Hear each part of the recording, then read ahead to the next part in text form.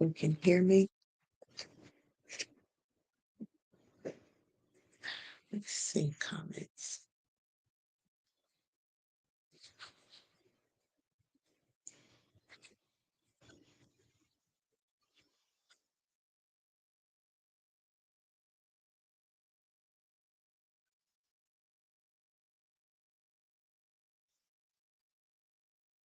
Putting myself to the stream.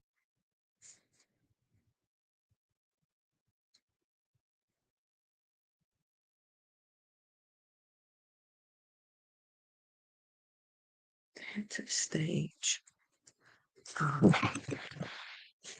Camera. All right, hold on, y'all. I got a little technical difficulties here. The camera not working now. Can you all hear me? Can you let me know if you can hear me, please? If anybody can, okay, you can hear me, but you can't see me, right? Take these banners off.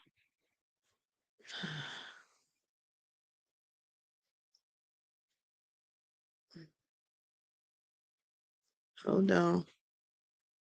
Ha ha. Every time you try to do something right, I promise you.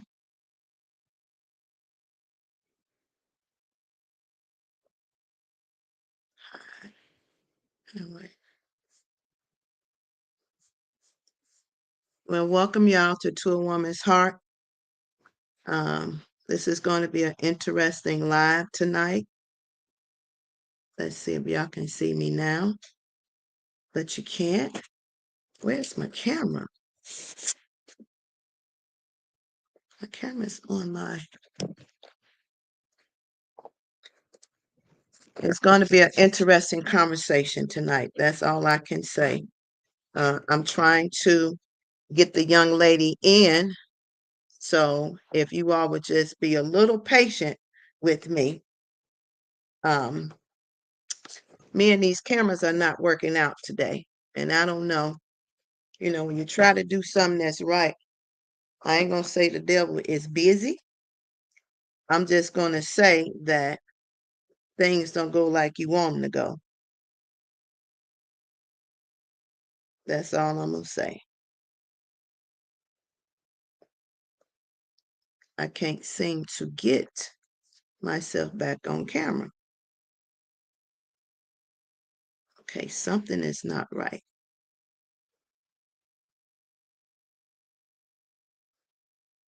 I don't want to preview me.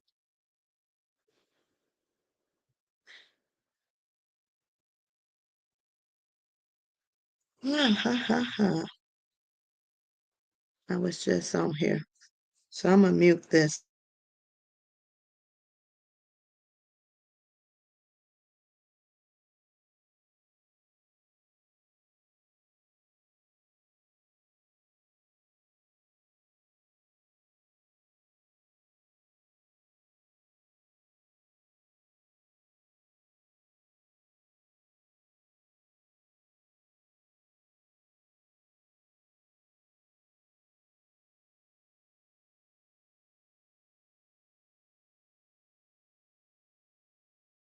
In.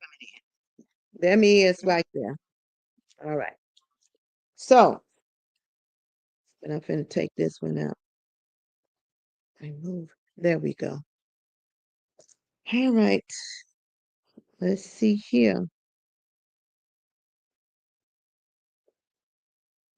So I have to send her a link. And while I'm working on, you can hear me good, good. But I sound like I got an echo. I got an echo somewhere. Somebody is on me. And I don't know who. Unplug all y'all. I got all these devices on. So somebody is echoing. Anyway, let me take you out.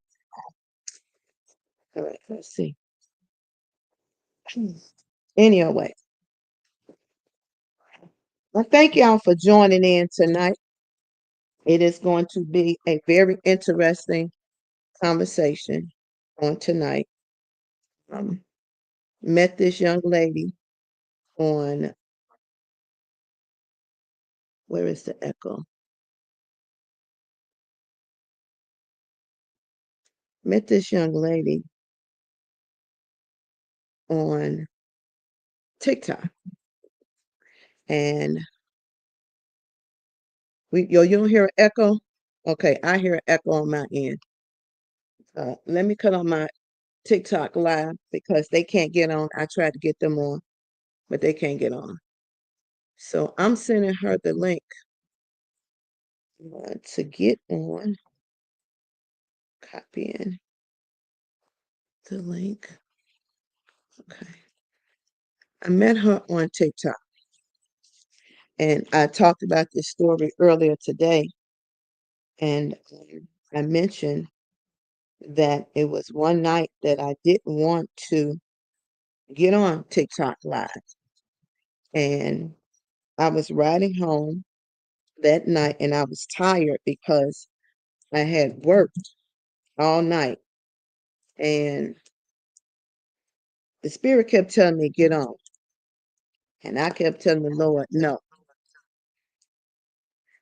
and it told me about 3 times, and 3 times I told God no, I don't want to get on.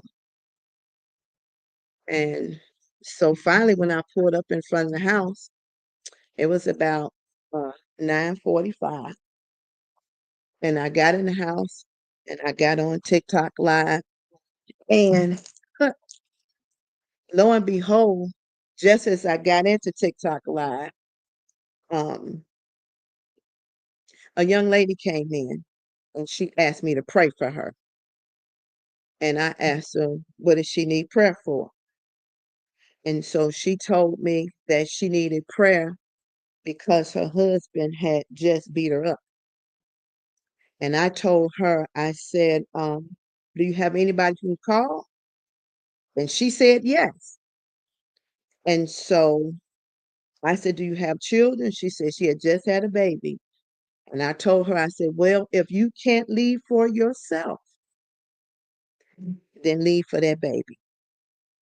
And she packed up that night and she left for her baby. And we have been talking ever since. Uh, and I think about if I had disobeyed God and following the instructions that He wanted me to do, that I was seesawing with making a decision that it could have been something different, right? It could not have turned out the way it turned out. And so TikTok, I got you on live, but I got everybody else on my streaming platform. So if you want to jump in and experience this conversation, I'm gonna try to toggle between the two, but I'm waiting for the young lady to come in right now, and we're going to have this dialogue about breaking the silence. I also want to say that there are some women who may view this now or later. I want you to know that you're not alone. You're not alone. And the life that you have dealt with, I'm praying that you find the strength, that you find the courage. And as I told this young lady, if you can't do this for yourself, then I want you to do it for your children, right? That is important. It is so important. You got one life to live, one life to live. That's it. You don't get another life to live. And you need to live that life to the best of your ability, right? It is traumatic. And what she has shared with me has been heartbreaking. And it made me angry at times to know the things that she had went through. Um, we need to start talking to our young girls. We need to start talking to our young girls about dating, about just knowing their worth, knowing their value, not accepting anything, because a lot of these people, a lot of these men set the tone to bait you, right? Especially if you have lack of confidence, lack of self esteem. and it makes you easy to be a target. And they use that to their advantage. It's the aroma that you give off, whether you realize it or not. And it's sad that some, I wouldn't even call them men, male individuals would take advantage of a woman like that. Um, and not realizing or not understanding that you have a mother, you have an aunt, you have a grandmother, you have a female cousin, and you may even have a daughter. And so for you to do the things that you do, it just does not make sense. Because the same thing you do to somebody else, daughter, you will not want done to yours. And that's where the problem comes in at. So, oh, I said the wrong. No, it's right.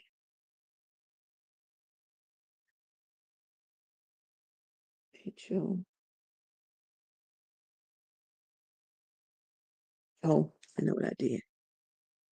Hmm. So we have to start praying for our children. We got to start covering our children. It makes a world of difference in who hands they fall into. Start validating them at home. You understand what I'm saying? It's so important for you to validate your children at home. You don't wait for nobody else to validate them. That's it. You just don't. Let me see if this goes through. You don't wait for nobody else to validate them. You validate them at home. And if we start talking to our young girls, it can make a world of difference. And we're going to have to make sure that we pour into them. And if you don't have mothers, find you a mentor, a female mentor that's going to lead you down the right path. But what we need to do as women is validate ourselves. Stamp and validate yourself, right? You need to tell yourself you're amazing, you're powerful, you're strong, you're confident, you have great self-esteem. Don't let nobody just pull you like a puppet and direct you wherever you want to go. That's not how it goes. And we also have to remember, ladies, um, when you're married, the Bible says the man who findeth a wife findeth a good thing, right? And what we have to know is going into that relationship, we are that good thing, and never let nobody tell you any different, that you are not that good thing. And don't just listen to the words that they speak, but listen to the in between words that they don't speak, right? It makes a world of difference. It makes a world of difference. And hopefully, this conversation, and I'm sure it's not going to be one and done. I'm sure that it's going to be a couple of episodes, which probably would turn into a series, because you're talking about 9 years. She has 9 years of being in the situation she was in.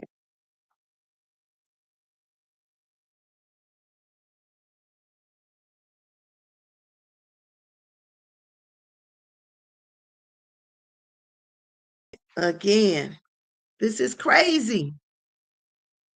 Let me go back in here again. Ooh, this is a bit much. Yeah, these technical difficulties is really going on. I'm telling you. Let me see.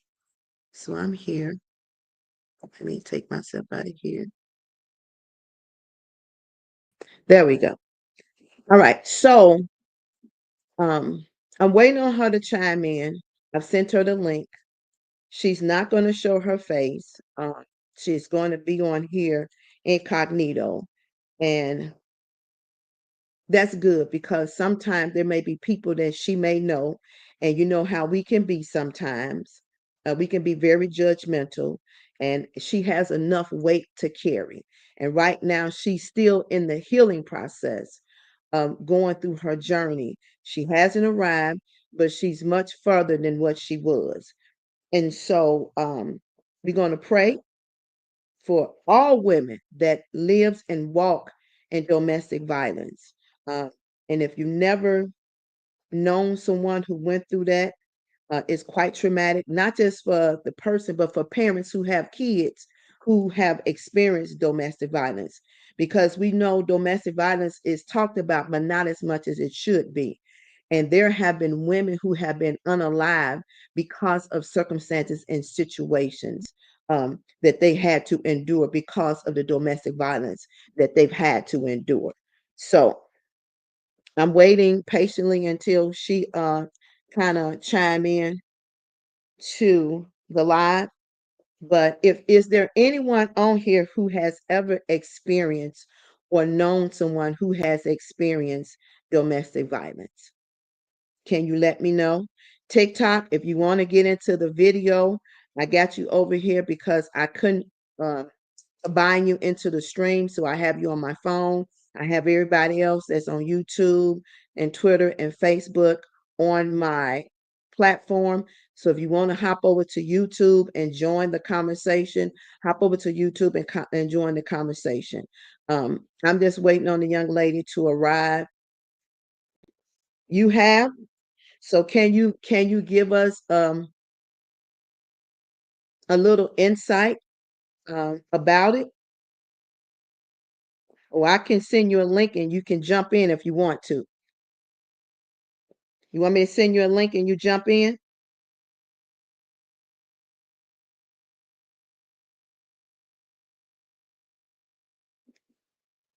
Okay, I'm gonna send you a link so you can jump in.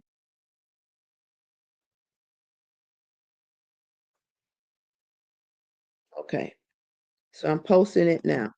So if you want to jump in, there you go. There's the link to jump in. Because this is a conversation we don't talk about. We just don't talk about. And it's a conversation that needs to be had. We sweep a lot of things up under the rug and we look at people without even knowing their story, right? The song said, "You don't know my story. You don't know all the things that I've been through." And if ever there was a true statement, that is a very true statement. See, and we have a habit of prejudging people, right? We prejudge people because of their temperament, because of the way they look, because of the way they dress, but you have no idea why they look the way they look, why they act the way they act. You have no idea because we can cover all this up. You understand what I'm saying? We can cover all this up, but the scars are on the inside. The ones that was shown was prominent on the outside, they heal. The black eyes, the busted nose, the fractured ribs, they heal. But them scars on the inside, let me tell you, uh, the scars is on the inside. I'm telling you,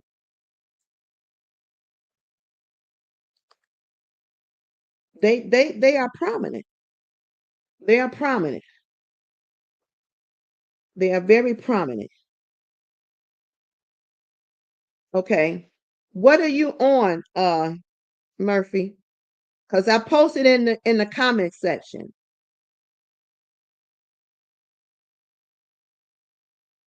So let me see. Uh, she said didn't get the link. All right.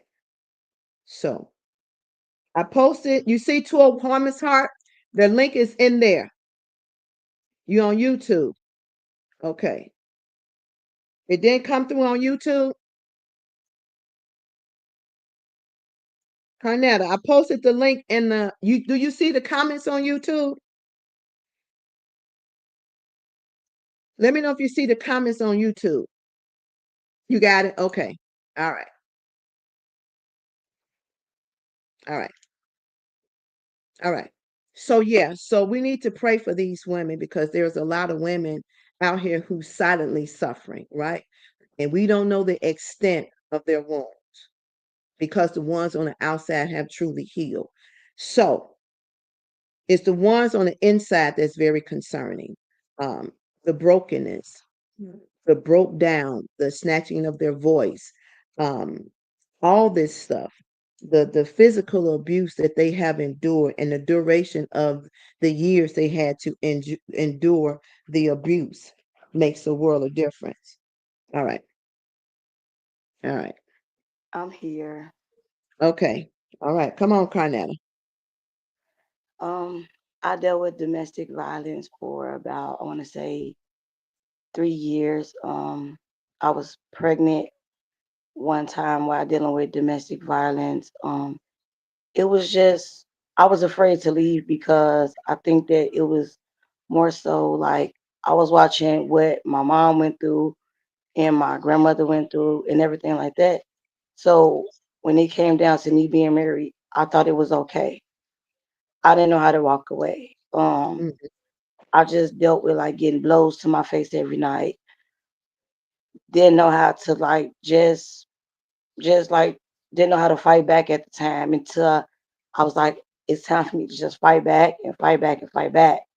So when I got tired of fighting, I just eventually just like left because I had to realize like I had two little kids at the time watching me. mm-hmm, I didn't know how to walk away, even when I was talking to people, telling them what I was going through, and they was like, walk away, just leave, just leave. I didn't know how to leave because I thought that was love because that's what I watched my mom and my grandmother go through. I thought it was love, but the whole time it was not love. It was me tearing myself down about allowing a man to, beat me, manipulate my mind and everything like that. I just didn't know what to do until, I reached my breaking point and I just had to just walk away from it. right. It So was hard. what did Go you ahead. get from? I mean, what did you learn from that? What did you learn from your experience? What did you learn from that?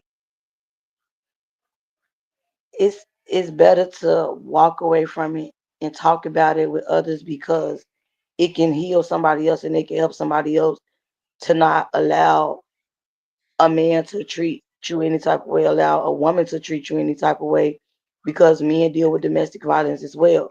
So Right. it's better to just walk away from it and think about your life because you can be dead, you could be in a you could be in a casket. I was almost in a casket not once but twice, you know.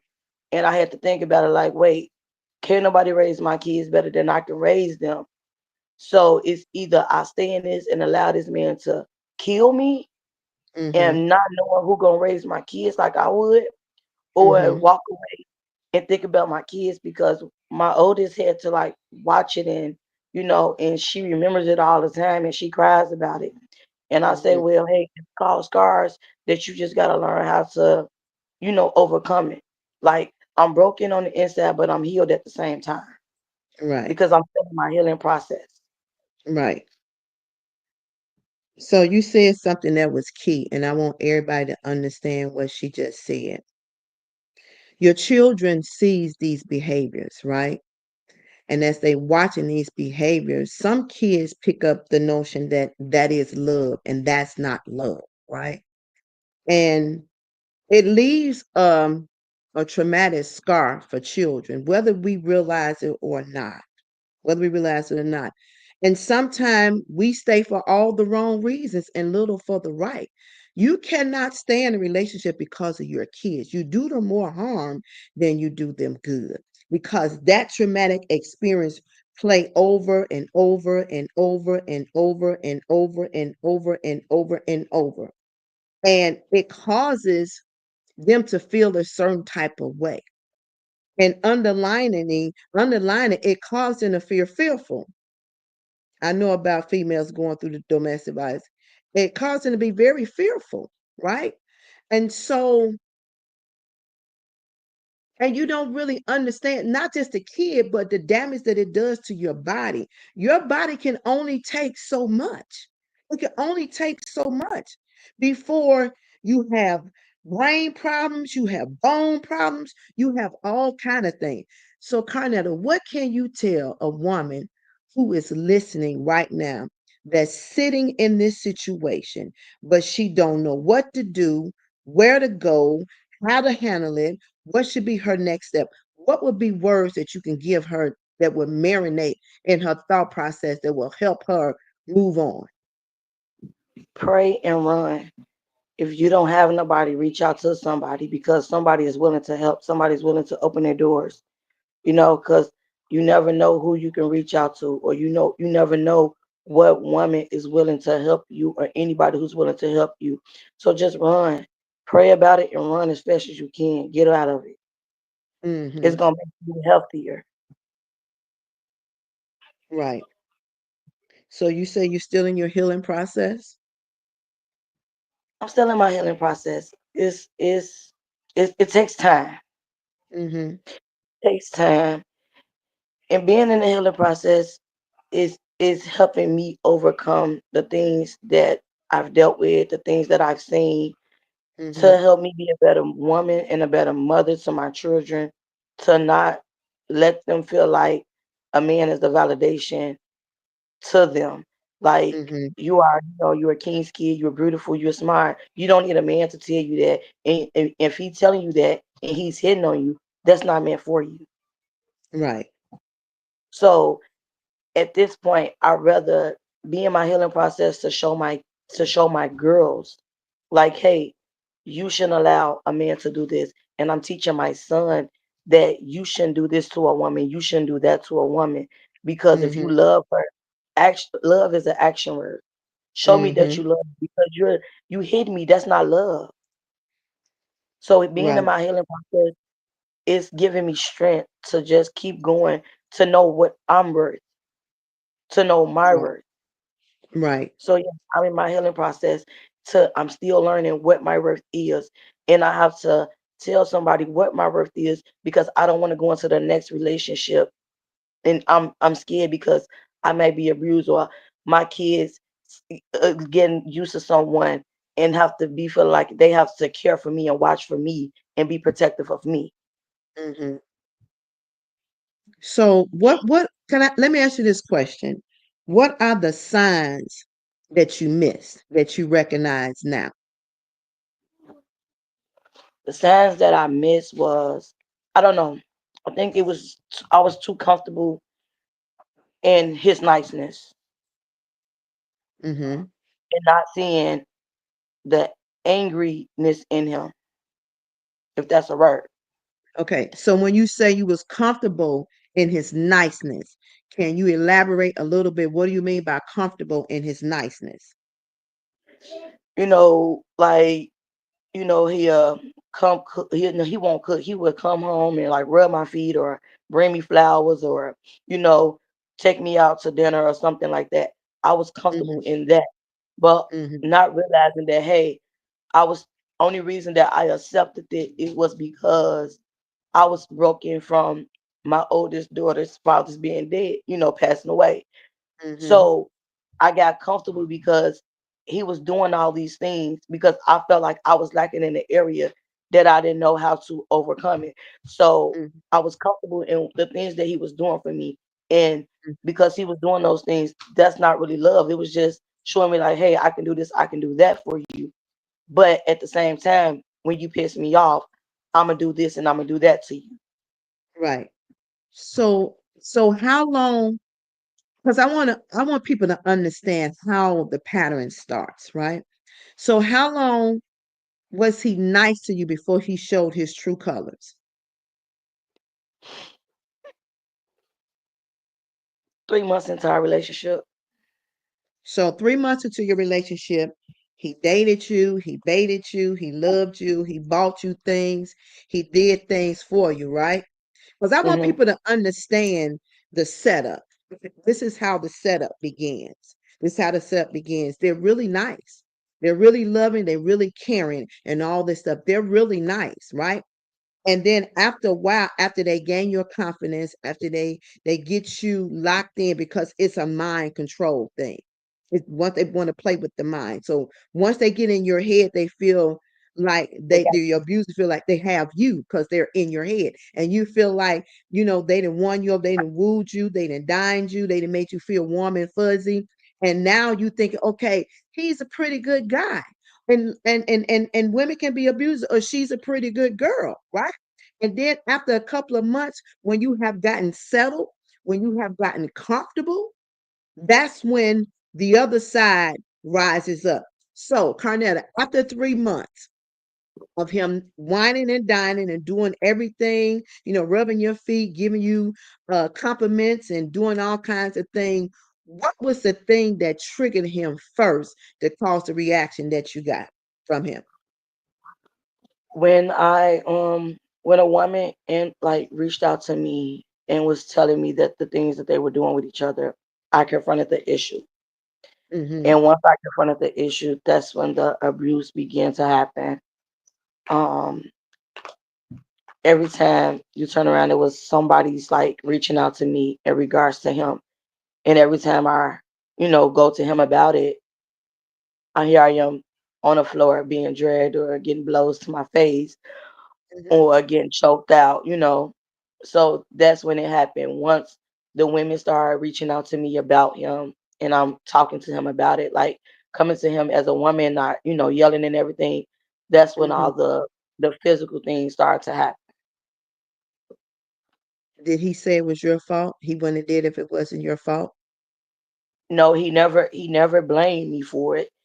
Mm-hmm. But when after fighting me, he bring me gifts as an apology. And Mm, I'll just accept the apology, not knowing what to do next. mm-hmm. And because by me growing up, I watched so much of that. I thought it was Mm-hmm. okay Mm-hmm. until realized, like, hey, it's not okay. I was going to preachers and talking to them, like, hey, I'm dealing with this. What should I do? And they was trying to mentor and talk to us, but I just felt like it wasn't working Mm-hmm.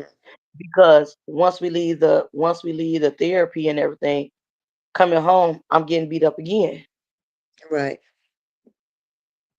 So let me touch on something because I want women to understand this. When they bring you the gift and you accept the gift, that's like permission, right? So the gift is a bait as well, right? So that's like giving you permission. Okay, I did this, but I'm going to give you this to supplement for what I did, which does not add up. It's not equal to, it's not above, it's none of that. It does not make up for what you did to me physically. I don't care what you bring to the table. That money that you spent on that gift does not suffice what a woman or a man who's being abused took in. But in their mind, it does come off as okay, if I give her this gift and she stay, let me see if I can do it 2 times. I'll bring her another gift, and if she stay, then I know that she'll stay. Long as I keep buying her something, long as I keep doing for her, she's going to stay, right? And that is what they play on. That's like giving unspoken permission. It's unspoken permission. And they love the control. But then what we have to realize, broken people can't be with broken people. And most of the time, 9 times out of 10, that person to whom you're dealing with dealt with that stuff back in their life. See, your past determines your present, and your present determines your future. Peace, Edwin, how are you? Your past determines your present, and your present determines your future. So whatever happens in people past, they drag it over, right? So if somebody did something to them, if they don't break the cycle, and that's all they know, and that's all they've been around. Some of these individuals think that is the norm. They don't see nothing wrong with it. But then some people like to use their strength and their power for control. Control they'll put over a woman, but when another man approaches them in the street, they ain't gonna do nothing to that other man, but they will supersede their power on you as a woman. And you have to look and see if there's something within you that causes you to be okay with that. So, how much blame and guilt did you carry, and how long did you carry it? I blame myself for 4 years. I blame myself because when I walked away, I was beating myself up and blaming myself because I felt like I wanted my marriage, but then at the same time, I had to realize I'm the one who walked away. Mm-hmm. So I beat myself up for about 4 years, and I was blaming myself even when he was bringing gifts, and I'm at home crying like it's my fault that he's doing this. It's my fault that he's doing that, and I'm like, what am I doing wrong? What am I doing wrong? But I had to self-evaluate myself and be like, I'm not doing nothing wrong. Maybe it's the closet that he have going on because I don't know the past that he dealt with. I don't know how he was raised. I don't know. I really didn't know everything about him. Right. So because I didn't know everything about him, I'm sitting there blaming myself and beating myself up for stuff that wasn't even my fault. Right. And neither did he try to make it seem like it wasn't your fault, did he? No, he never did. Mm-hmm. And he never, and his apologies was not real apologies. No, because he kept doing it. And so, was this a frequent thing that he did? Yes, So, how often in a week would you say this would occur? every day, Every day? every day.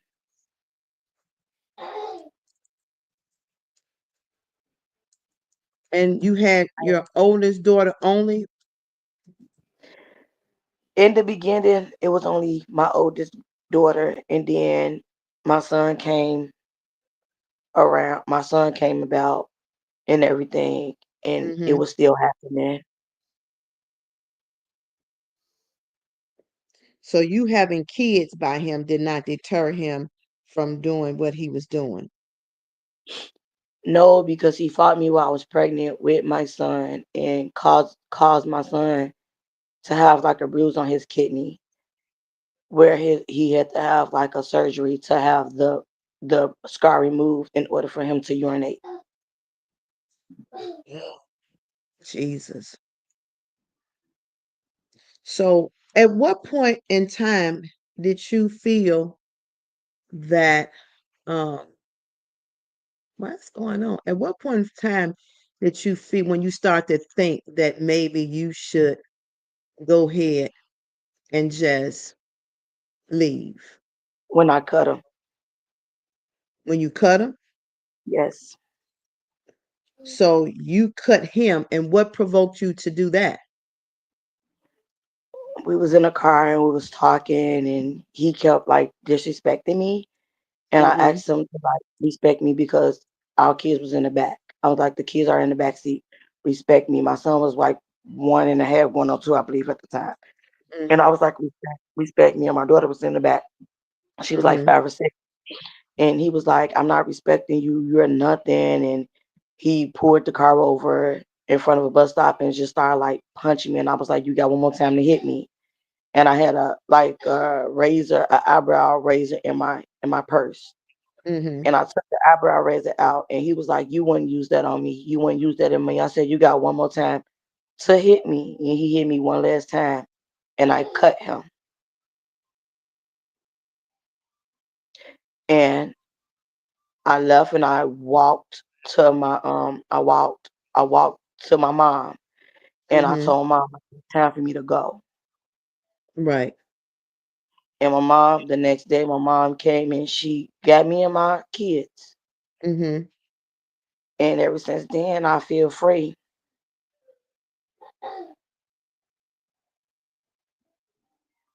Well, that's good. I'm glad that it got to a point that you was able to walk away, because a lot of women can't walk away. They cannot. They stay until it's too late. I had a neighbor when I was living in the city, and my neighbor had a husband who was very abusive, right? And so one day, when I was coming up, you take the rugs off the porch, you take them off the floor, you go outside on the porch, you shake them, the dust, and you leave them on the bouncer until you finish sweeping and everything else.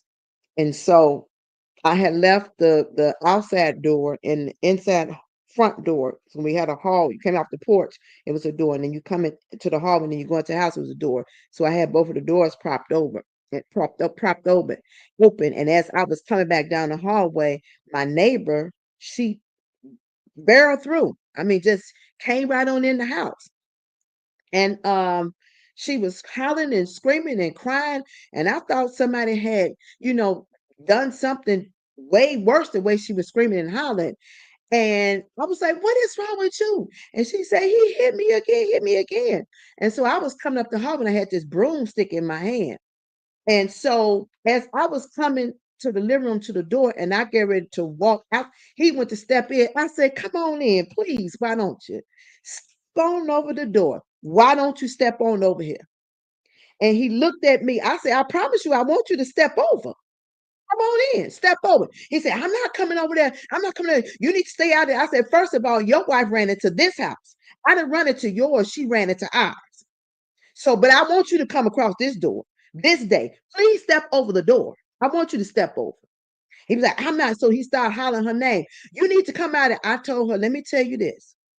If you go back to that man, you may not survive it because he hit her in the top of her head. And you know, the top of your head is a sensitive spot, right? It's very sensitive. He hit her in the top of her head, and you can see the knot had rose up. So there was one up here and one in the top of her eye. So she had two knots. And I mean, he must have hit her really hard. I said, "Now, if you go back, don't duck across this yard. Don't come across this door." I said, "Because you playing with your life and ain't no way. You got a daughter over there. You got a son over there. You need to think about your kids. You can't do it for yourself. Think about your kids because that's not love." And I think we as women false that as being, "Let me see if I can fix him. Let me see if I can change him. Let me see whatever I do if I can make it better." You can't make it better. You can't.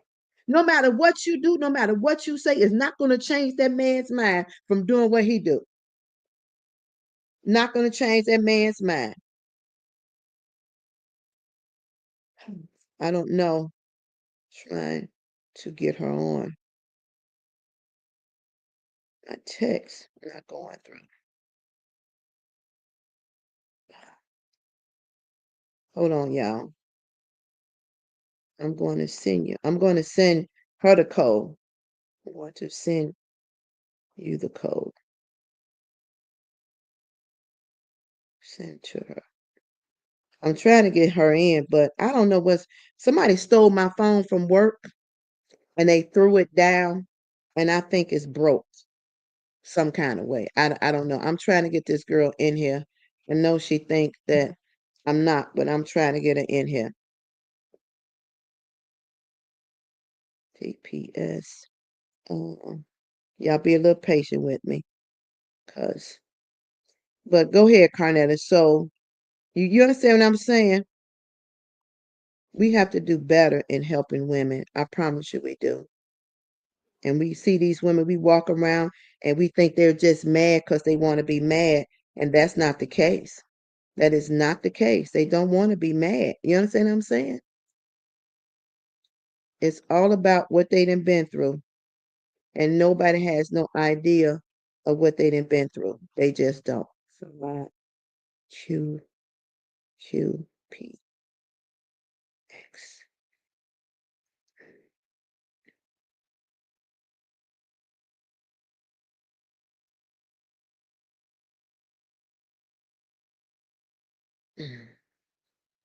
Y'all be patient with me. Please be patient with me. Uh, uh, yeah. I'm trying to get this girl on here.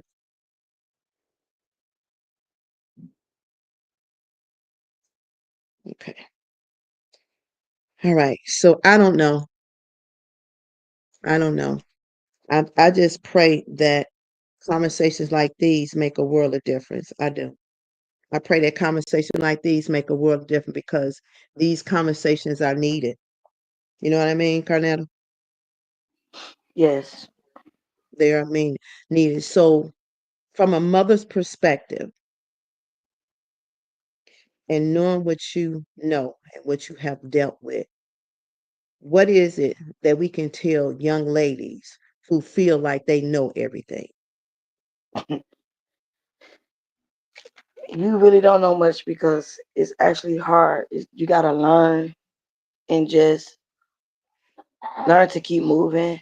Don't become adapt to the things that someone do to you or the way someone treats you. You know, Mhm. because you are worth more than what they say you are worth. You are a jewel. You know, so I'd rather you be strong about it and treat yourself how you would want to be treated. Because you are a Mhm. queen, you are a princess, and you have to tell yourself that. You don't have to allow nobody else to tell you that. You have to tell yourself that every in the mirror every day that you are a queen, you are a princess, that you are a jewel. You are worth more than what somebody make you feel like you are worth. Right. Don't come adapt to what they tell you. You gotta speak. You gotta speak for yourself. Speak in your mind so that you can become stronger and wiser to life. Mhm. Okay, so here's another question because I know because when she come on, she told me this herself that when her mother was telling her a lot of things that her mother was telling her a lot of things that she thought she knew it all. You understand what I'm saying? She Mhm. thought she knew it all, and she really didn't know nothing. She really But didn't know nothing. my mom really didn't talk much to me about a marriage. It was more so my grandmother was talking to me more about a marriage. My mom, she's the strong man, the one like you walk away, move around, Hmm. you know. And my grandmother was the one say stay, you know, carry it out, ignore what they do, do this and allow that. But my mom was the one was like, know your worth, know your Dana, worth. click the link. Click the link that she sent you because I sent you some emails and it didn't go through. So click the link that you got so you can get in. So that's pretty much because my grandmother taught me a different way. And I had to Hmm. sit back and just have a conversation with my mom, be like, well, grandma taught me this way. And she was like, well, I'm telling you to do it this way. So when my mom started telling me to do it a certain way, I started doing it the way my mom was telling me to do it. But then I say, Mom, well, I saw you go through this. She was like, and but because you saw me go through it, I don't want you to go through it. Because I was okay with it. I don't want you to be okay with it. But I was okay with it too long. Right. So did it help? Did In her the long instructions run, help? in the long run, it helped at first. I just felt like Hmm. this my husband. Can't nobody beat him up. Can't nobody do this to him. Can't nobody do that to him. Even every time he did something to me, my family was ready to attack. And Hmm. I was right in the middle protecting him. But I'm Hmm. looking like my mom had to like basically give me a reality check, like, hey, will he do the same for you or will he just let them attack you? Or would he be in the middle if somebody was doing this to you? Why are you in the middle of this man after he done beat you half to death and you sitting up here taking up for him?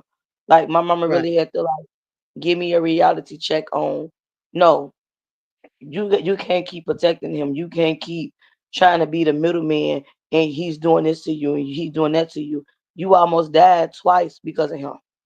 Right. So listen to this story. So the young lady told me this story. She's got a friend, right? And the friend had a little girl. And she had an apartment, but the guy that she's messing with don't have a job.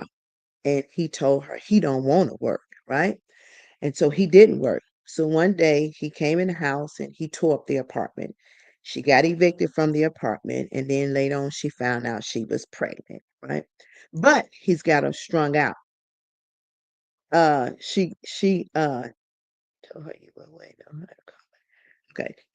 She was strung out. she got strung out. And I think her being strung out was her coping mechanism to cope with the pain of the abuse of what he was doing to her. But at the same time, she's pregnant. So when she got kicked out the house, she went to her friend's house. They let her stay. Uh, they let her stay, and then she got up one day and she left and left her baby there. So they couldn't take care of the baby, so they had to turn the baby over to DCFS, right? And she never came back and see about the baby. When she finally came back to see about the baby wasn't her concern. She just she just wanted, to come in and take a shower and do whatever she wanted to do. But now she's pregnant and she's sleeping in her car, in her car. But he's sleeping at his grandmother's house. So he goes to the car, do what he wants to do with her, abuse her. The state has her baby, and she's pregnant with another baby, and she's strung out. And her mother just died.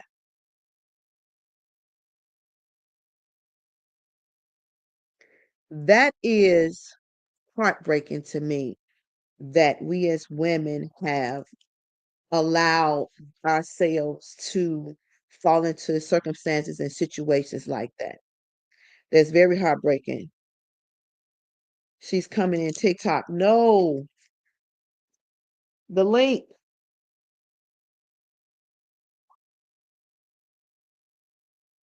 No, link.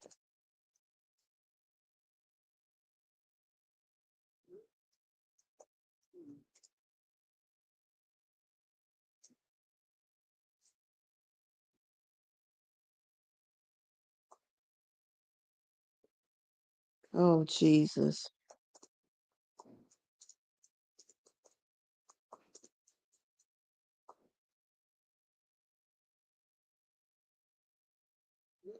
Yeah. So my heart went out to her. I mean, it really did.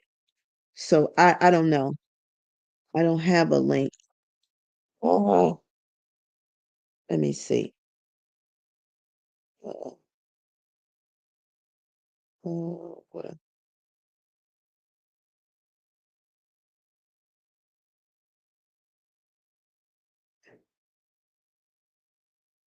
hold on.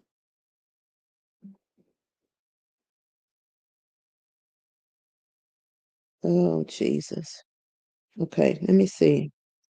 Now hold. I'm trying to get this girl in here. Oh, that dog it. Y'all be patient with me. This is so Carnella, what do you think about women abusing men?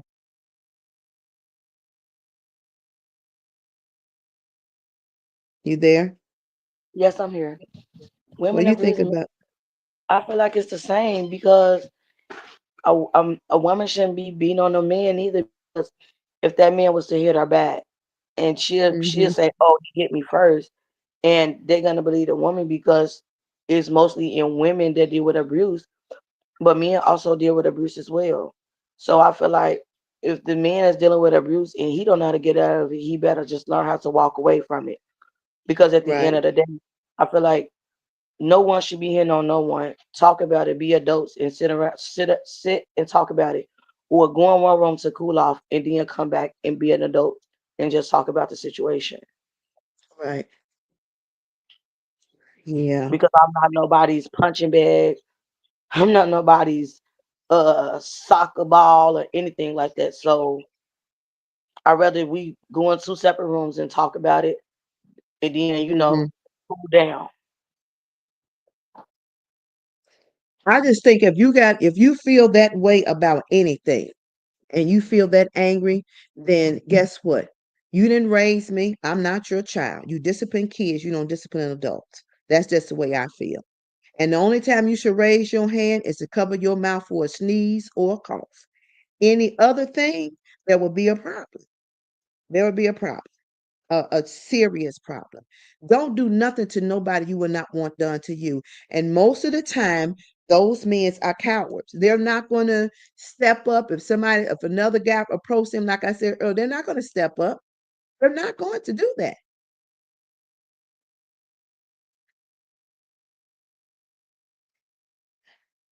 Okay, tell her to get in. All right, all right, all right. This is what we're gonna have to do. Tell her to get in on TikTok. TikTok. All right, all right. So she's got a problem with getting in. I don't know. I'm not gonna say nothing because everybody ain't computer savvy, so I'm not gonna be mad about that. But she's not gonna show her face anyway, so she can come in here and I got my phone right here, and hopefully everybody can hear. Y'all can hear me good, right? So let me see something. Let me see if I can call her right quick. All right. I'm gonna put on my iPad.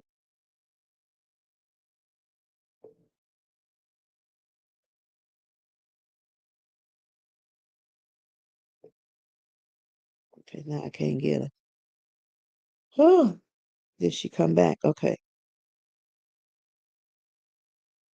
Oh, she got it the wrong email. All right. Let's try this again. Y'all be patient.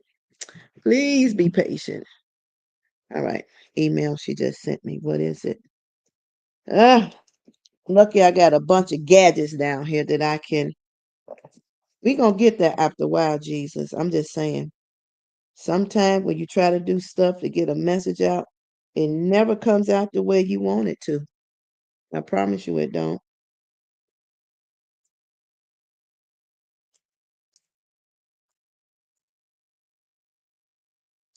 LAS. Let's see this if this worked. Right, let me see. Let's see if we can. Y'all put your pray and see if this gonna work this time. All right, let's see if we can get in here. All right,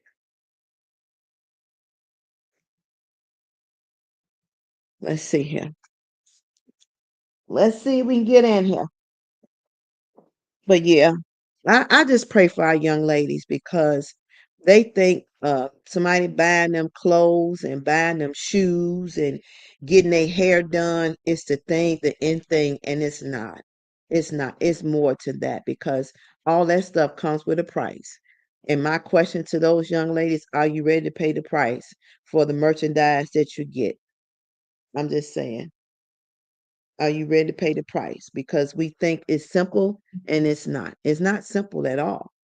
It's a great price. When somebody, the saying go, remember the saying goes, if it's too good to be true, usually it is.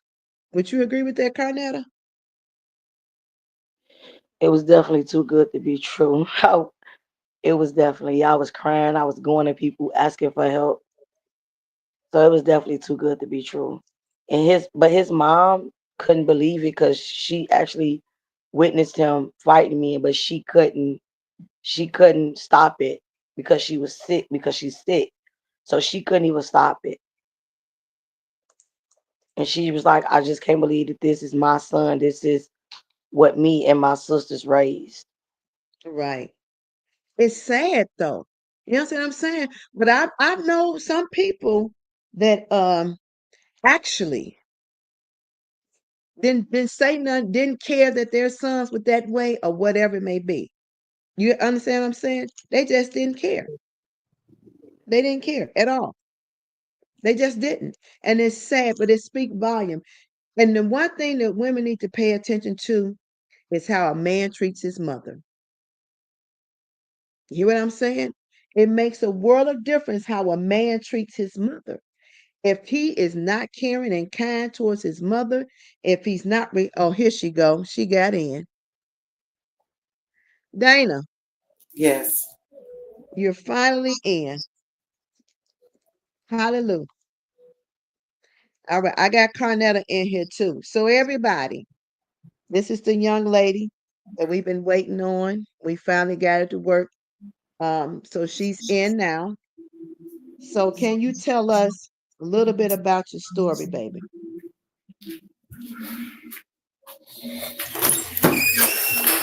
Okay, hold on 1 second.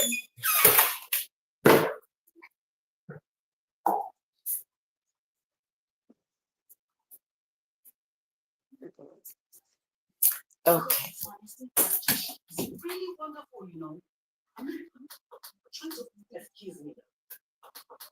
My darling, have you seen Mrs. John Carter? No, I haven't. Okay. I met my husband when I was 16 years old. When I met him, everything was good. He was 34, I was 16. Um, we dated secretly and everything was good. Um, to be honest, I'd never been treated like that before, and I really thought that he was the man of my dreams. I'm gonna be honest. I really thought that that was it, regardless of the age. But when I met him, we began to date. We began to do everything together, and I married him when I was 18.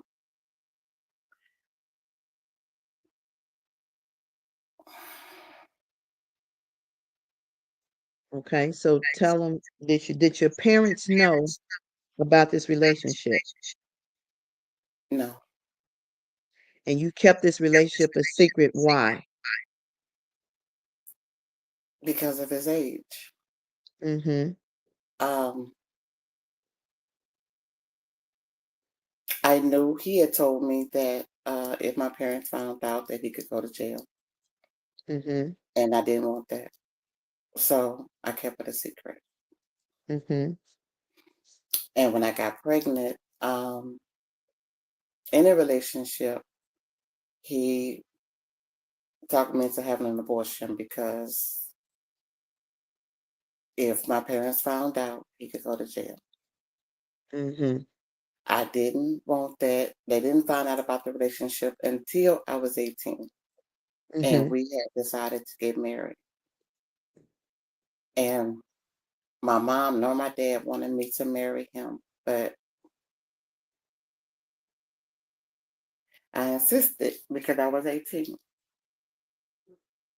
Did you think you And they knew didn't everything? tell me no. Did you think you knew everything at this point? Yes. Okay, go ahead. So I married him. I did not tell my parents that we had got married until after we got married and I came to get my stuff from my parents' home. And I remember my dad telling him that he couldn't enter into his house. He said, I want to Mm-hmm. enter into your house and you can't enter into mine.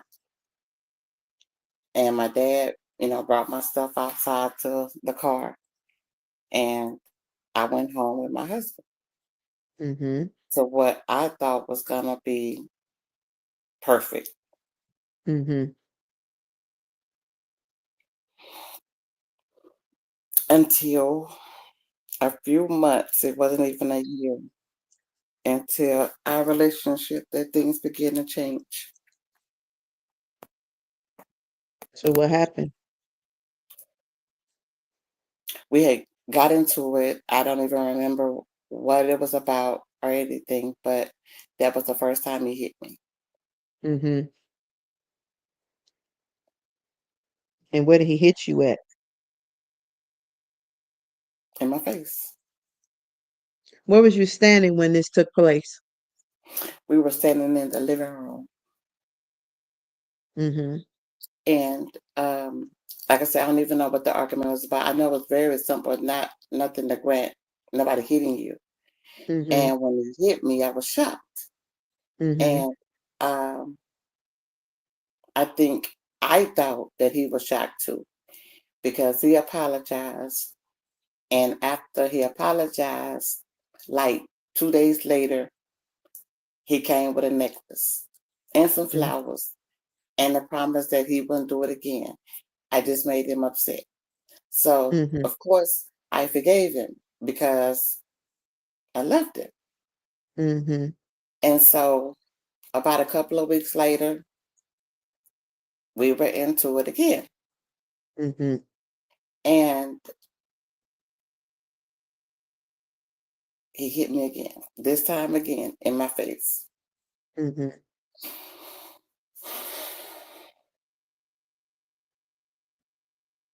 And what did he say? He apologized But what was the reason this time? because I needed to learn to be quiet because my mouth was smart.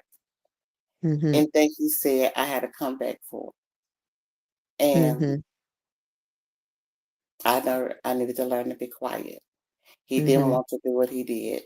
So we made up, of course, and then we went out to dinner that night. I mean, anything I wanted, he gave to me. Mhm. So um, things were good for about a month. Mhm. And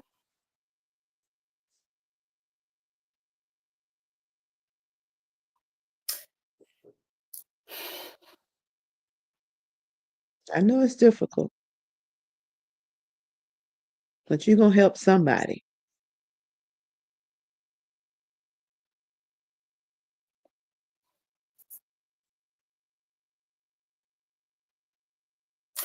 things were good for about a month. And Mhm. it wasn't abnormal for us to have friends and stuff over to the house. Mhm. And his brother, his brother's girlfriend was at the house and they end up getting into it. Mhm. And I thought at the time that their relationship was a bit more abusive than ours. Mhm. And me being the person that I was, I said something to his brother. Mhm. And I said something to him. Like, you're not going to stop your brother from, you know, hitting on this girl like that. Mhm. And that's all I said. And that incident graduated from being slapped or being hit to full-fledged fighting me like I was a man because he felt like I had disrespected him in front of his family. Mm. And what was those? What black eye, busted nose? Um, it didn't result in a black eye busting nose that day because I had blocked his lips. Mhm. And because if anybody going towards your face and they fighting you like a man, you're gonna have your arms up to protect yourself. Mhm. So the next day we're sitting on the couch, me thinking everything is good. We watching a movie, and out of nowhere, it was unexpected, no warning that you can say. We sitting there, all of a sudden, he backslapped me, Mhm. and instantly I taste blood. Mhm. And he tells me, "I done told you, you cannot keep me from doing what I want to do. If I want to punch you in your fucking face, I will." Mm. And this somebody that's supposed to love you, or you loved him. Yes.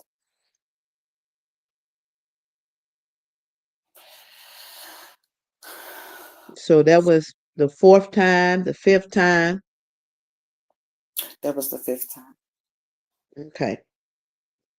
And so one other time you said y'all had company, right? Yes. And what happened that day?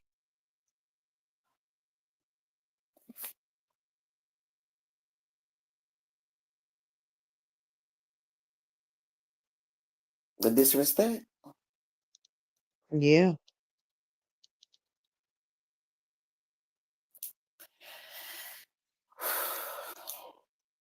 Breathe through it. You're gonna be okay. I'm walking with you. You're not by yourself.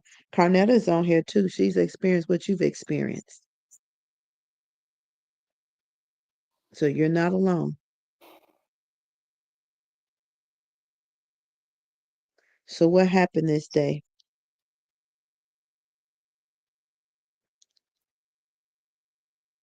Because that event left you with some traumatic scars, right? A lot of event left me with some traumatic scars. I know all of it did, but this one incident is really very impactful. So what happened this day? And what was the reasons why?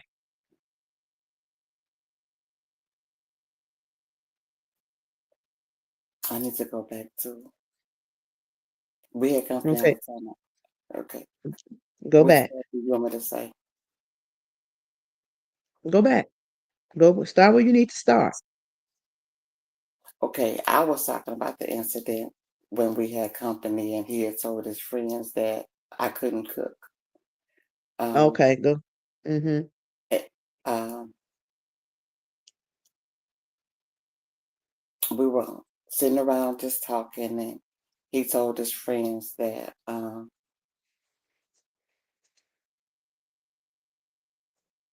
she better be glad she can.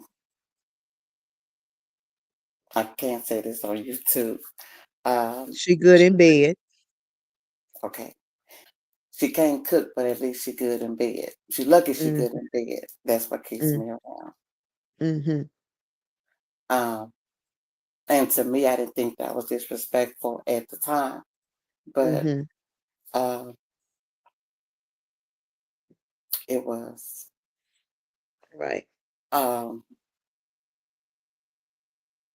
there was another time that we had friends over, and he was in the room. He was in the game room playing pool, and he lost.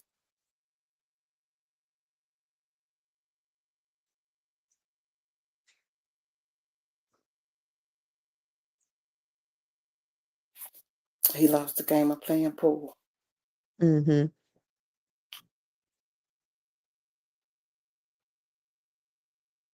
and he took it out on me. He broke a pool stick over me.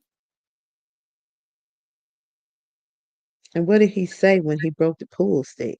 Was he demeaning? Was he degrading?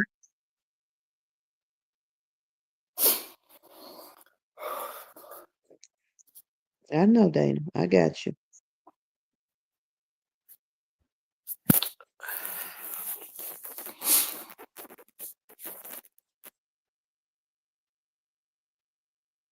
This is harder than I thought it would be. I know. But it's gonna be your release. It's gonna be your healing, what you need. You understand what I'm saying? And you don't know who you're about to help. You don't know who you're about to help. Because somebody's listening don't have the courage that you have right now. They don't. And we need to save some lives. It's important to save some lives. Tears of healing. Yes, woman of God. That's what it is. Woman of God said tears of healing.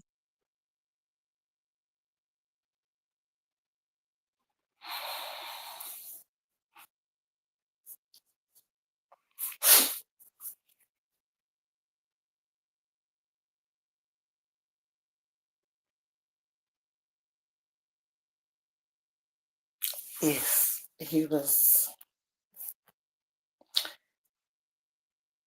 very degrading. Um, Mm, I was everything but what my mama named me. mm-hmm.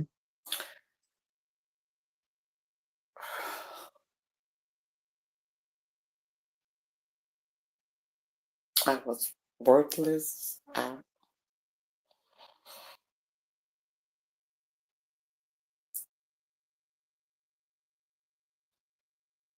I wasn't what he wanted. I was what he settled for. Mm-hmm.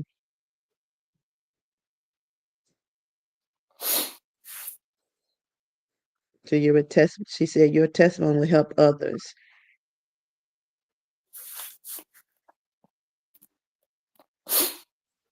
And all of his friends, nobody Said nothing. said nothing. They just stood there and watched him break that pool stick across your back and never said anything. No, never said nothing. Them was a bunch of cowards too. See, this is where I define men as being men. You stand there and watch another grown man who said they supposed to love an individual. You take a pool stick. Have anybody seen a pool stick? Do you know what a pool stick look like? That's a long stick, and you got to swing that joker really hard to break it over somebody's back. And what did he say after he did what he did? He didn't say anything. He didn't apologize. The apologies was over with at that point. Mm-hmm.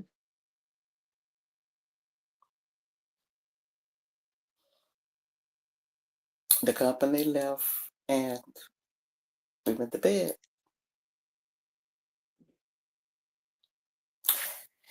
He was still upset. Mm-hmm. Um, from what I thought was the pool table, but he was, I guess, upset with me. We Why? got in. I don't know. Oh, okay. I don't. Okay.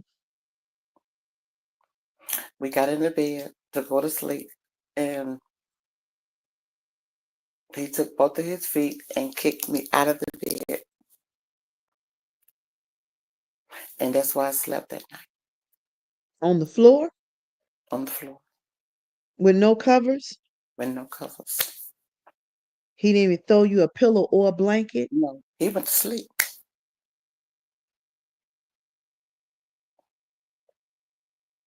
Mm.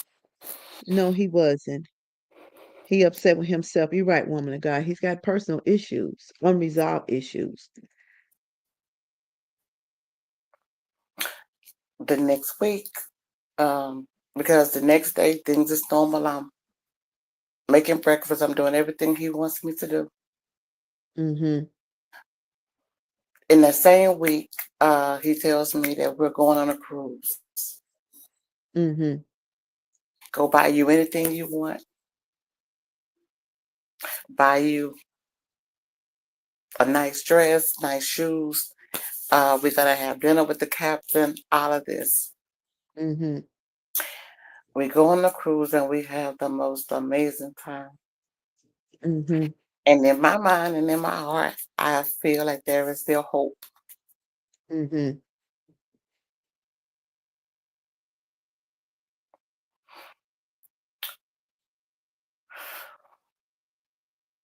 So the And then cruise was nice. very nice. Mm-hmm. We traveled to 3 different countries: Mexico, Cancun, Jamaica. Um,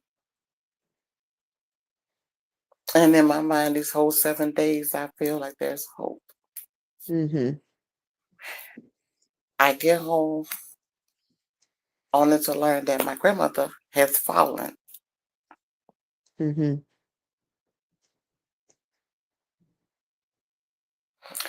And now she can't be home alone. Mm-hmm. So they need someone to come and stay with her.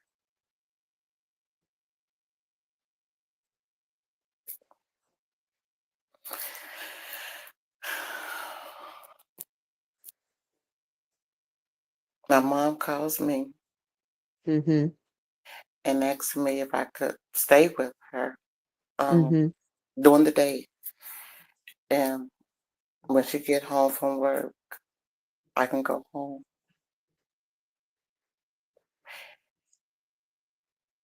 I'm talking to my mom and I'm looking at him because I have my mom on speaker. Mm-hmm. And he tells me no. So I You told my can't mom go. Mm-mm. I couldn't Go go. ahead. Mm. So I tell my mom that I can't go. And she just says, okay, she understands. Mm-hmm. So my sister calls, and then my sister gets into it because she feels like I'm being selfish for not going, not knowing that I can't. Mm-hmm. So when I get off the phone with my sister, him and I gets into it again because he's thinking that he's thinking things in his head that wasn't true. That I was plotting to leave. It wasn't that my grandmother had fallen. Um, that I was plotting to leave.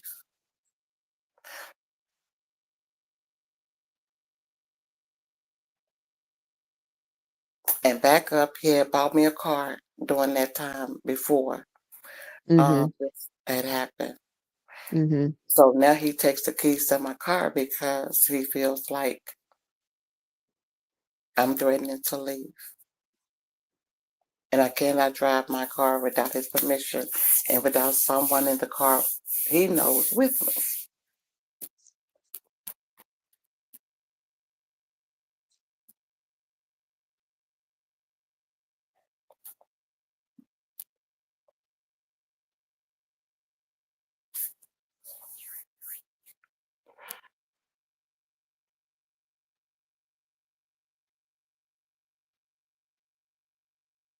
Too much control. Yeah, that was too much control. Too much control. Gaslighting. Exactly.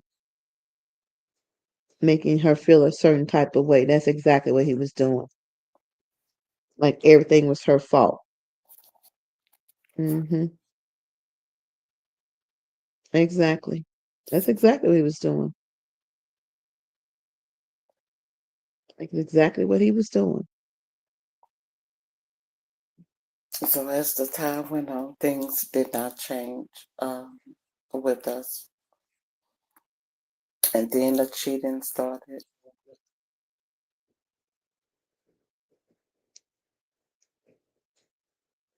So he started cheating Yes. Then he went from cheating to bringing these people home. to your house where you live at. Yes.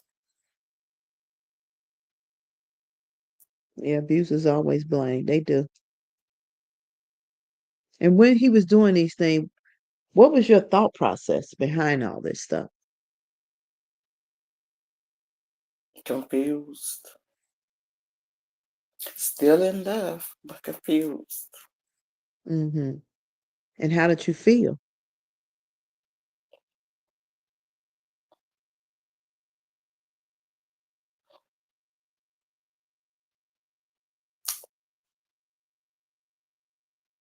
Less than a woman, to be honest. Because I felt from watching my parents' marriage Mm-hmm. that it was something that I wasn't doing right. Mm-hmm.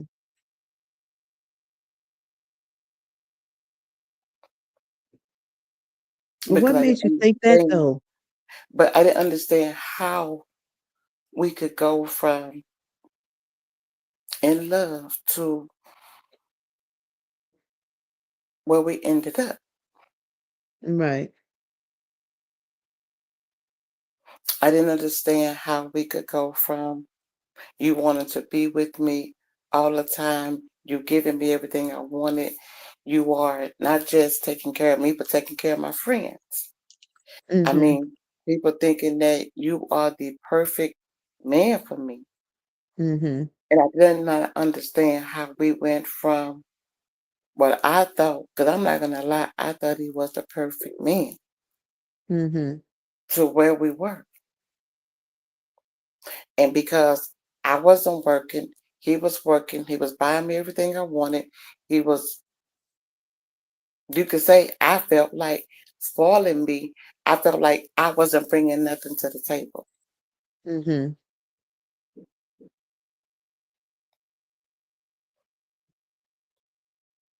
But he was still getting paid. If he getting sex, he getting paid. Well, I didn't look at it like that because at that time it was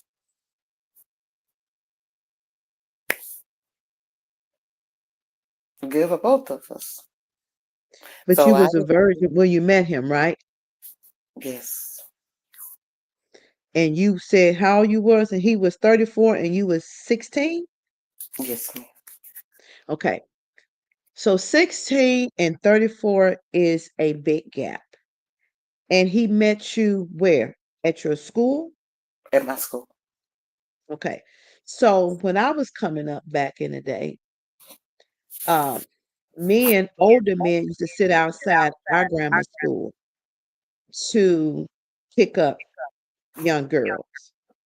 Um, knowing that at the age of 16, you don't really know too much of nothing. You don't know about life, you don't know about yourself, and you definitely don't know about dating.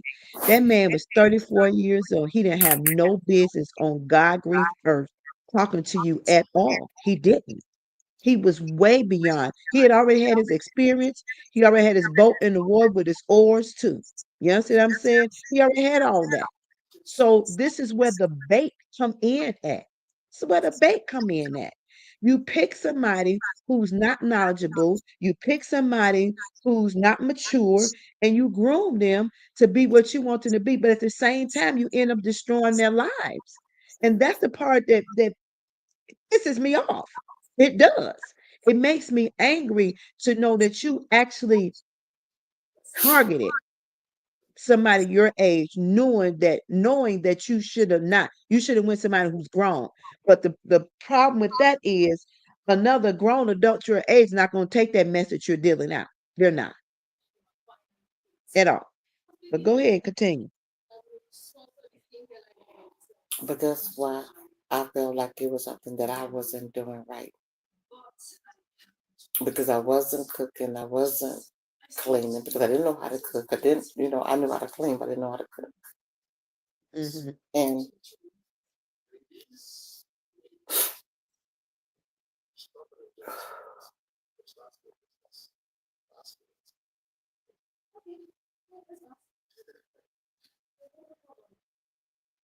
Breathe through it.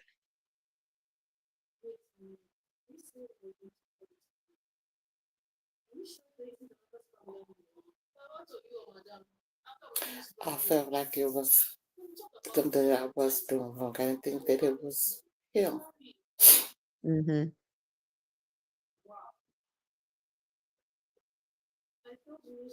They say we are here for you.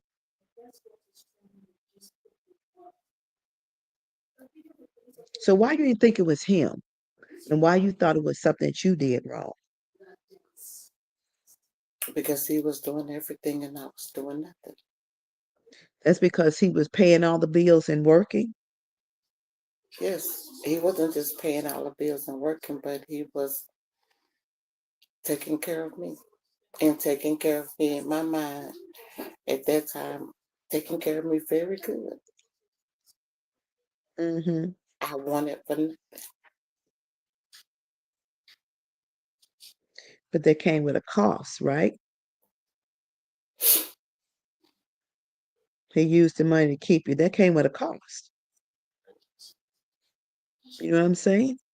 Yes, That came with an expensive cost because right now, those wounds are deep. They're deeply rooted. And it causes you to feel a certain type of way about yourself. Abuses come in many forms. They do. They come in many forms. They do.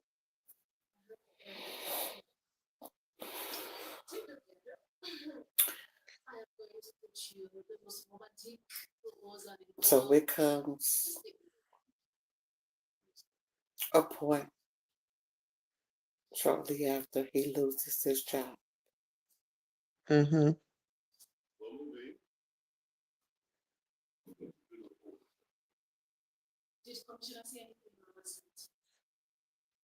He loses his job. You're gonna have to help pray me through this one. I got you. You know, I got you. I got you. Just breathe through it, blow through it. Take your time. I got you. I got you. I got you. After the job loss, I'm sure the abuse got worse. That's what they said. I got you. I got you, Dana. I got you. You know I got you, right? I got you. Just blow through it.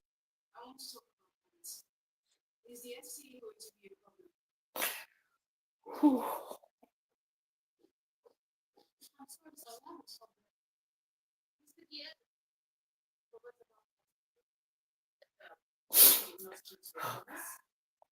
They say they stand with me as I stand with you. They praying for you too. We got you. We got you.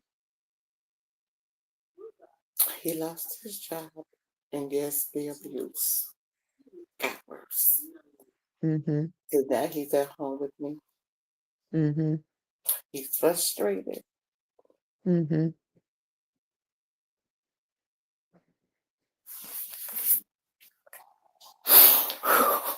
They say take your time.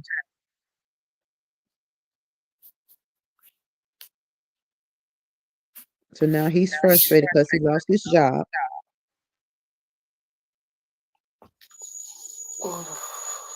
You want me to share it? Mm-mm.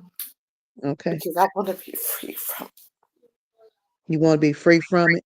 yes. So, Okay. We're gonna be free from it. This is to unpack. So just look at it as unpacking. You taking the weight off, you taking the blame off, you taking the guilt off, and you putting it where it belongs. That's what you're doing. This is not your fault. It's not. You are a blessing to be alive, Dana. That's what they're telling you. You're a blessing to be alive.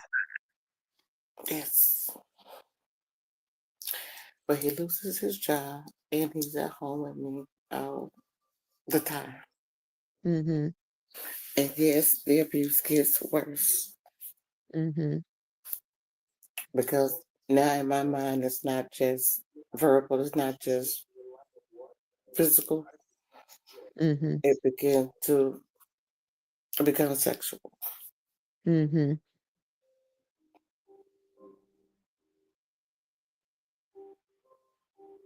And things that I thought I would never do. Mm-hmm.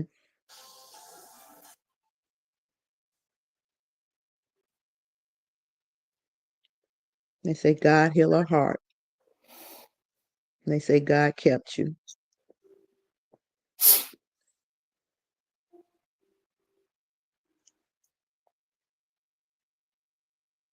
Because now the bills are piling up.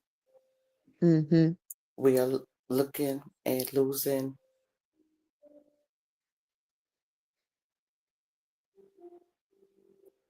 we're l- we're into losing our place. Mm-hmm.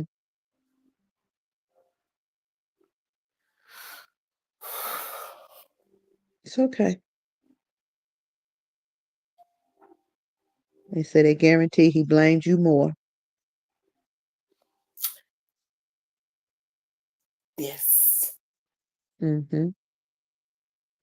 Because if he had not done this and done that for me, we would have had money saved Mm-hmm. to be able to pay the bill. So now he blame you for the money he spent on you, baiting you and pretending to be something that he wasn't. Yes. Mm-hmm. Okay. So he tells me that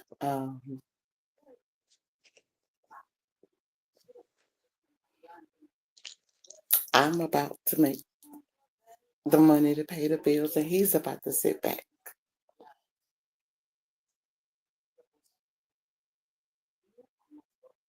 But you wasn't working, right? No, it's not working. So how was he figure you was gonna make the money to pay the bills and he gonna sit back?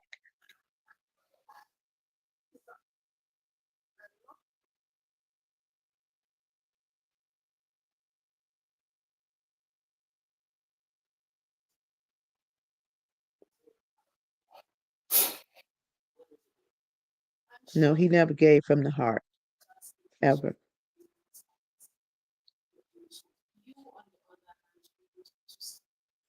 I started selling my body. Mm.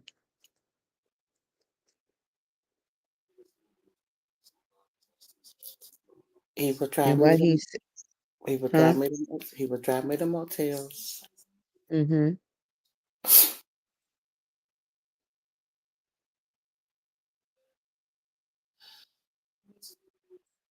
He would get the room and I would make the money.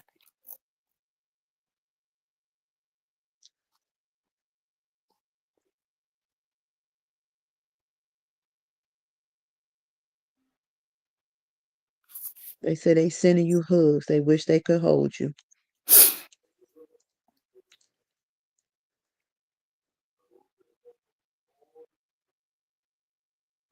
Virtual hugs. They sending you virtual hugs.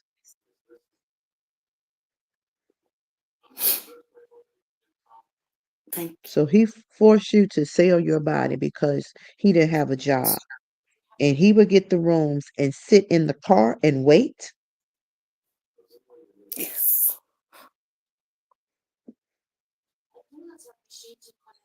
Yes.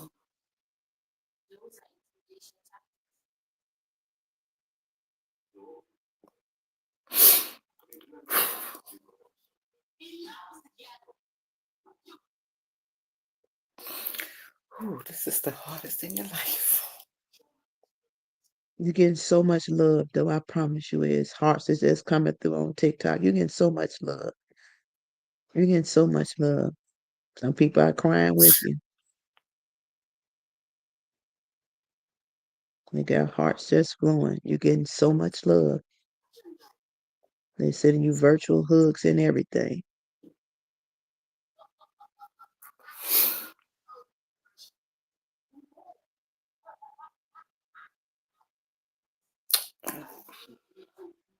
That went on for a while.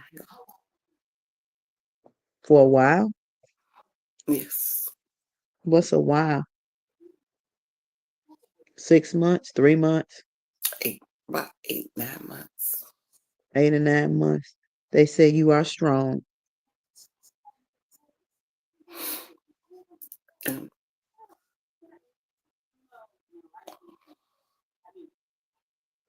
Thank you for the follow.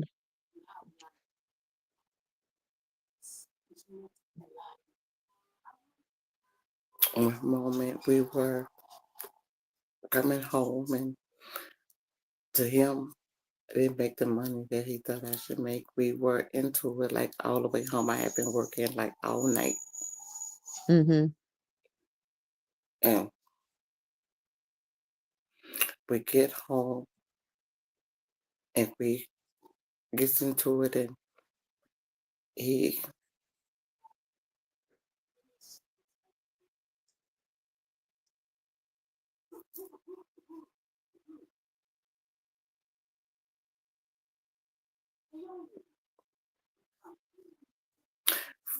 first it was a slap. But the slap Mm-hmm. was so hard I think I had he dates.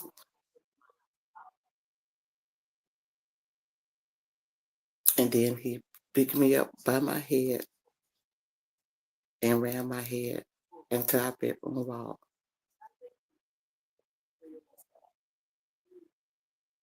Which was the closet. Mm.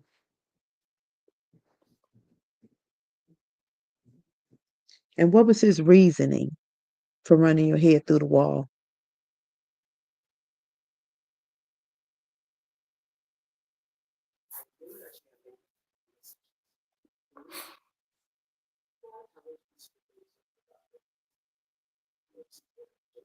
I wasn't worth.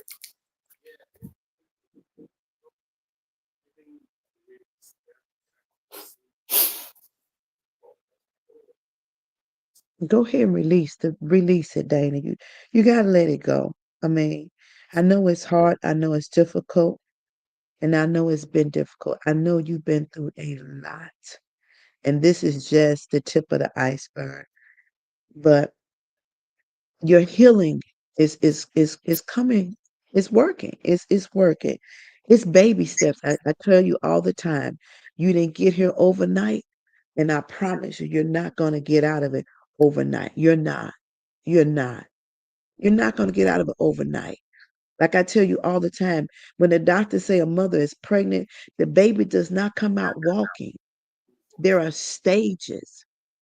You got into this in stages. You was baited and you was groomed. But I want you to take that guilt. I want you to take that blame off of your back. I want you to release that. I really do. I want you to release it. And I don't want nobody on here thinking that I'm forcing her to tell her story. She wanted to tell her story, but she has to do this for herself, right? And so when you speak it, when you can speak it, just like an alcoholic can't be helped unless they admit they're alcoholic. A drug addict can't be helped unless they admit they're a drug addict. So what she's doing, she's working on her healing. That works best for her. And she says she wants to help somebody else. They say it's not your fault. Release it and cry it out. None of it was your fault. He have some demons that needs to be freed. So yeah, Patricia said Revelations 12:11. So I don't want you to hold it. I know you got to cry. I know it's difficult. It's very difficult. And you know, we've been talking for a long time, and I know it's difficult. But I tell you all the time, you strong and you have come so much further than where you started out from. And I believe that with my whole heart. And I always promise you from the beginning of our conversation, I told you I was going to walk you through this thing. I promise you that, right? Yes. And I have I not kept my promise. You have. Okay. Some things I've told you you ain't like, right? No. But I still been there, right? Yes, ma'am. I'm gonna be here. So I'm gonna never leave you. I'm never unless the Lord say, but I'm not gonna leave you. I'm not. I'm here for you always, and you know that. So I got you. They say he is not your responsibility. You can't fix broken people. Lady, woman of God say, woman of God say healing.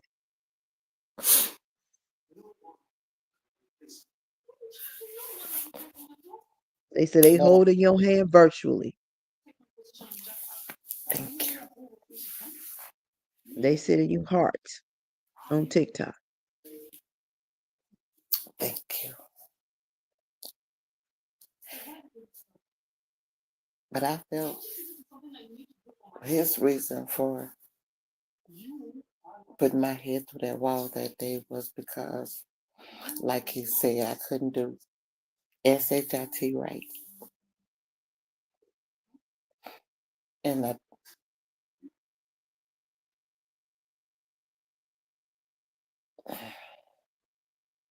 Patricia said, Revelation 12:11, we are overcome by the words of our testimony. They said in you muscles and hearts on TikTok.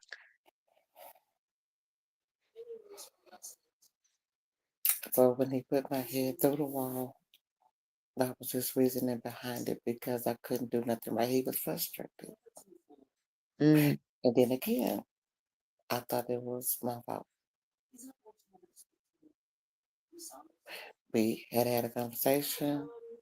I knew what he expected, and I didn't live up to what he expected. but you're not his child, you're his wife. You're not his child, you're his wife. You understand what I'm saying? You chastise kids, you don't chastise adults. And he's out of line per what God says. He's out of line. They say one day you will have you will share your story to the public and help others.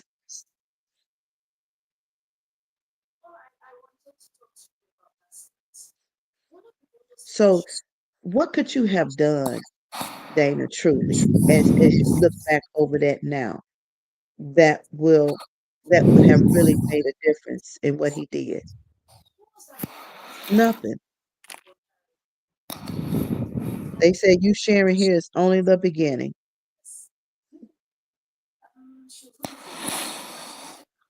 I received that, but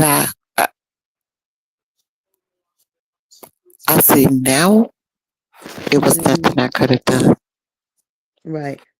But then I tried to do everything he said and some Mhm. to make it better, to make it right. And I really felt like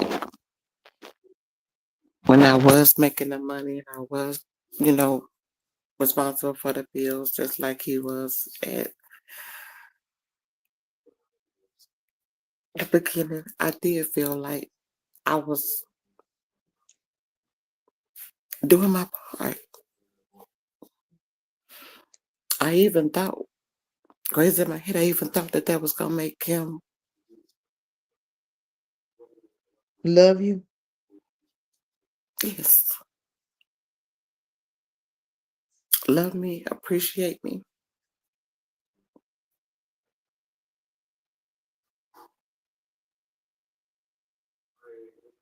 They say he needs a babysitter.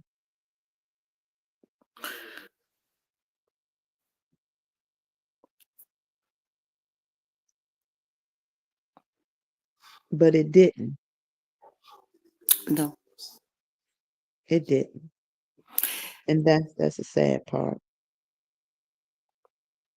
And so he went from,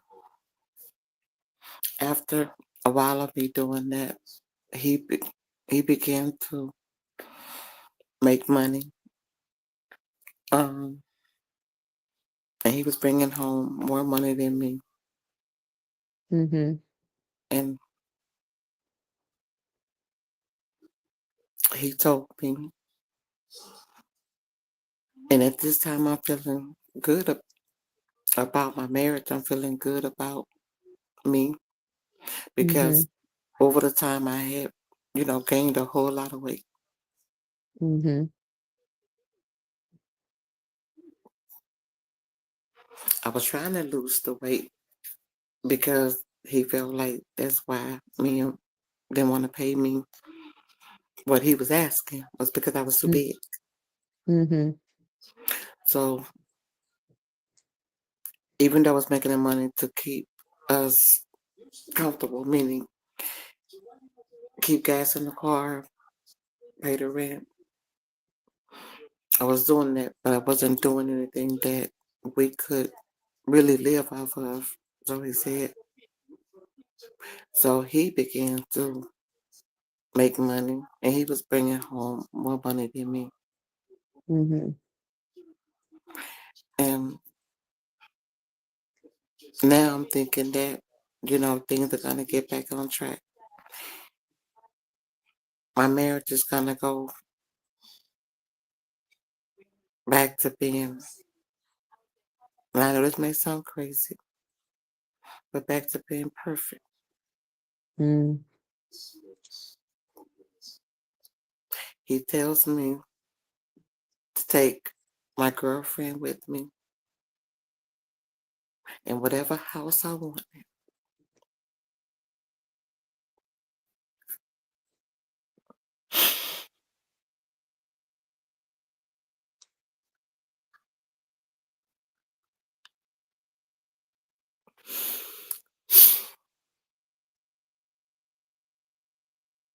Ooh. You know what? I'm gonna let you breathe this one out. We can revisit this tomorrow if you want to, because it's a lot. And I'm gonna let you just, get past this and then we can come back and approach it tomorrow if you okay with approaching it tomorrow. Yes. Okay, because the weight is coming. I can feel the weight. And I don't want to, weigh you down because you already got a lot of stuff to hold on to. So y'all look, we've been on here for a minute. I know we had a rough start, but my prayer is that this conversation makes a world of difference in somebody's life. I want us as women to look around our households. I want us as women to look at our daughters, our nieces, our cousins, our aunties, our siblings, female or male. I want us to start thinking about what differences we can make in somebody's life to keep them from ending up in situations like this. Now, we understand some are going to listen and some are going to still think that they know it all. And that's okay. The thing is to make the effort, right? We want to make a difference. We want to create the awareness because this is something that is too prominent, especially in our communities, especially with women. And that right there is a very traumatic experience that we deal with. Women deal with on a daily basis. The only breathing room some of these women have is when they go to work. And they're scared to know what's going to happen when they hit the door coming from work. And it don't take much for the backlash to happen. You didn't make the water on the pot boil right, or you didn't walk through the door. You walked in the house 1 minute later than you should have. And there's a lot of things that's going on. But I want us to be supportive to one another. You say you can't hear me? I don't know. I want us to be supportive to one another. I really do. Um, and just keep praying. Prayer changes things and prayer changes people. Just know that. But this is just the tip of the iceberg. And when the conversation that we're having as it relates to breaking the silence, it's just the tip. And Dana, I want to commend you for your courage, for your stability, for your fight. Um, I want to commend you for that. I want to commend you because it takes a lot to tell your story. And I don't want it to go unnoticed. I want you to know that love is coming your way. They're sending you so much love. And that's important to know that you are not alone. You're not alone, not at all. But know this, your conversation is going to help somebody to see things a little differently and to help to cut out a little quicker. And you're going to save some lives with your conversation. They got stars. They say you a star. So I appreciate you. I appreciate you. I appreciate you taking the time to talk about it, even though it is very emotional. And it's just because it's some flashbacks that you're having of things. But you know what? The blessing is you're still alive. That's the blessing. And in that, we can give joy to because you're still alive. The prayers of the righteous availeth much, honey. Them prayers was up there and they covered and they kept you. There are some women who was not as fortunate as you are. But we have organizations out here, and I think what needs to happen is they need to be a little more prominent and make themselves a little more well known so women can get the help that they need. And I wish I had the money. And Lord, I need the money so we can create some facilities for this purpose and this purpose alone. It's not only going to help the woman who's been abused, but it's also going to help the children as well.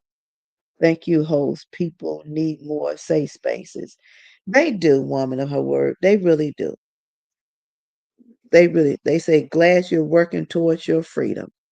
We really need a lot of more safe places. See, all this other stuff that we deal with, reality shows and he said, she said, and this and that, that's not important. This is where the real work is at.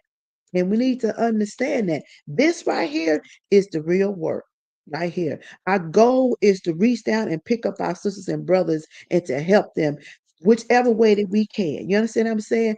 I'm not saying I'm perfect. I'm not saying I'm going to get it right. I'm not saying I'm going to do it right. I'm not saying I'm going to say it right all the time. But it's all about the love that we show towards one another because God shows us love every day. And we do some things that He tells us not to do. And yet He allow us to see another day. What time tomorrow? What time is good for you tomorrow, Dana? 9 o'clock. Let's do 9. Yes, 9 o'clock is good. Let's do Because I 9. know We're gonna I do won't have 9, to everybody. We're gonna do 9 o'clock go to sleep. tomorrow. And then we're gonna try to work on getting a little early so we can nip these problems. Cause I done tore up my house with cameras and everything else, but God is still good. Whatever the devil, whoever it was trying to deter this conversation, you lose tonight. Jesus is the winner. Hallelujah, Jesus. All right, y'all. I thank y'all for tuning in. Tomorrow, invite somebody. Invite somebody to come into the conversation and let's dialogue. Let's not sit in silence. We got to stand together. See, we're stronger in numbers, right? And let's Yes. continue to pray for one another. Let's keep each other lifted in prayer. Whatever your situation is, whatever your circumstances is, just be lifted in prayer. God got you. He knows where you are. He knows what you're going through. He knows all of that. So I'll see you tomorrow. Thank you for hosting this show. This is my first time doing it. Thank you, Patricia. I hope to see you back soon. I'll see everybody tomorrow at 9 o'clock. Now I'm gonna go clean up this mess that I made. Dana, I love you. I love you too. I'll see Carnetta, you if you all sit on tomorrow. here, I love you too. For everybody who is on here, Everyone. Connie, thank you for helping me. Uh, Carnetta, Dana, Carnetta. Carnetta got a What story too, Dana. didn't we meet last week? I don't know. No, I think y'all did y'all meet Okay. Carnetta? no, I told you to give her my number, but you know, yeah. Yeah, but she's got a story. She's Yes. got a story for you. She's got a story for you. We all do. She's got a But I look story. forward to hearing it. Yes. Yep, she's got a I story for you. appreciate tonight. I do. I feel a little lighter. You feel a little lighter? I do. It's not easy, Yeah, it's not easy, but but I you're do. I feel unpacking. a little lighter. And I Good. mainly wanted to do this to help someone else Mm-hmm. because, yes, I was blessed to get out. I was blessed. Right. And I'm going to say this, and I'm going to save the rest of it for tomorrow. Okay. But when I say I was blessed to get out, it could have cost me my life Right.